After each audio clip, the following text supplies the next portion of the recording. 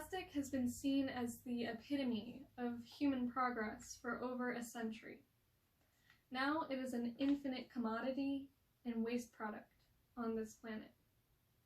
It is an immediate public health crisis, environmental hazard, and its consumption will have long-lasting effects on planet Earth. As someone who has taken an academic interest in both international politics and the environment, the plastic problem stands out prominently. While researching past, current, and possible future mitigation efforts, I found that efforts to stem plastic pollution are few, as the problem encompasses multiple areas of complications. There is simply no known way to efficiently capture or destroy the plastics already existing within the environment. In addition, plastics are deeply integrated into growing economies, which cause private industries and their government representatives to lash out at the prospect of sanctions. This is where we need international intervention. By 2015, the World Wildlife Fund calculates the plastic wastes had reached over 6,300 million metric tons. Every ocean in the world has a growing proportion of plastic pollution, while soil and sediment impacts are only in early stages of research. By the end of the 20th century, one collective effort was proposed to reduce the plastic pollution problem: recycling. For decades, this solution became a trend and was relied on by communities, industries, and governments. But recycling has not been a viable solution. Recycling is currently an extraordinarily expensive process, and in many cases it requires cities' budgets to accommodate for these services. And aside from advertisings claiming its efficacy in curbing pollution, recycling has not actually been effective in plastic reduction. In fact, the promise of a recycling solution has inadvertently enabled increases in plastic consumption as a result, and more plastics are making their way to landfills and bodies of water as the demand for plastics grows annually by 8.4%.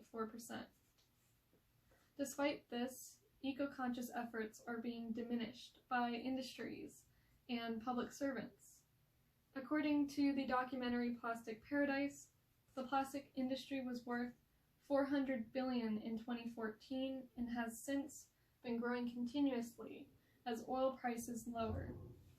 In protection of the industries, companies and lobbyists like the American Chemistry Council target policies, scientists, and activists seeking to introduce anti-plastic practices like bans, taxes, and limits. To date, there are few laws regulating the mass production and use of plastics. In fact, did you know that the state of Arizona has actually banned plastic bans? Yes, you heard me right. The NACS reports that the Arizonan legislature has passed decisions to stop state and lower government entities like the town of Bisbee from installing policies for limited use of plastics. Crazy, right? But where there are problems, there are bound to be solutions. The idea of recycling is returning in a reimagined way. The plastic to fuel method is gaining traction as plastic is produced from oil. The process of returning plastics to their former state is rising as a procedure in certain regions of the world.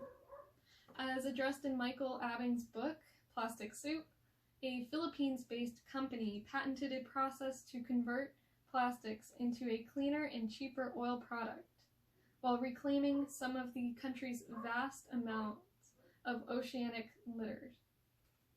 Returning plastics for reuse is a complex solution, which is inclusive of the same fiscal problems as its preceding forms of recycling. But these larger projects have shown greater success in environmental mitigation efforts. At the end of the day, whether it be by next year or in the next decade, the only effective solutions will require worldwide transitioning. Many agree, while some domains like the UK, Peru, and Canada are choosing to phase out unsustainable plastic usage, others are allowing the production of mass quantities. The United Nations Environmental Program has a set of goals for participating countries to phase out plastic production by 2025. But the UN is unable to encourage participation or enforce its goals. Alternatively, enforcement of bans and limitations, subsidizing of renewable solutions, funding of research and education is needed for a stronger international treaty, along with the adequate cooperation of countries and industries.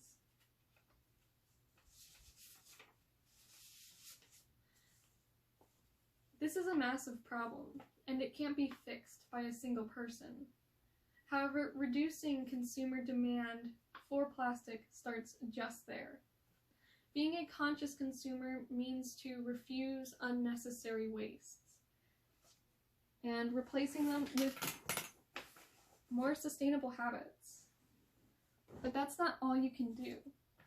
Those legislators in Arizona, they were elected into their seats, and they have made it clear they do not recognize the health of our environment over the wealth of the industries. Use your ballot to unseat them and vote in legislators who will prioritize our health and our environment. This, of course, applies at all levels of our government, from those making decisions over your city and state to those appointing our UN ambassadors. As the world drowns in human-made pollutants, it is time for change.